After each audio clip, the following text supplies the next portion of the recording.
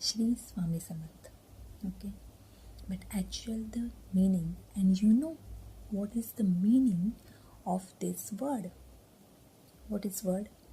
And what is the sentence? What is mantra? Okay, Shri Swami Samarth. Okay, I will share you. This is meaning. Okay, Shri means श्रीमंतीचा गर्व नको. Okay, so Swa. Swa means स्वाभिमानाने जगा. मी means मीपणा सोडा. स means सर्वांशी प्रेमाने वागा. म means मन चिंतनात, स्वामींच्या चिंतनात गुंतवा. ओके, अँड लास्ट इज थ.